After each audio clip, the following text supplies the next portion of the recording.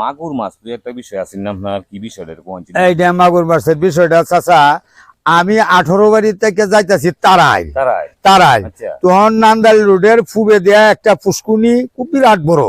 এই পুষ্কুনির মধ্যে মাগুর মাছের শ্বাস করছে।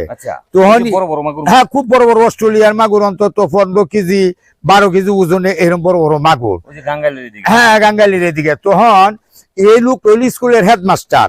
তখন আষাঢ় মাসের 15-20 মাসে বেটা জ্বালা টালা ফালাইয়া আইসে গুছু করবো, গুছু করিয়া বেটা স্কুলে যাইবো। তখন এই পুকুরের মধ্যে নামে গুছু করিয়া আগে আমার তখন কুলিয়া আছে কষতো। তখন করছি এই দিঘির মধ্যে প্রচুর মাগুর।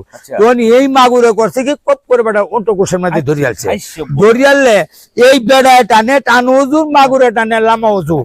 তখন আমি গাড়িটা কারা করে তো শিকার হলাম, বাবু বয়সল কই আসুন আপনার স্কুলের হেডমাস্টার রে মাছে নিতেছে গা পানির তলে আপনারা এখন জাল জল লই আহ্বান, বর জাল লই আহ্বান মাগুর মাছে। পরে বর জাল লই আইসে, আইয়া পরে তো মাগুরে আর বেড়ারে তুলছে।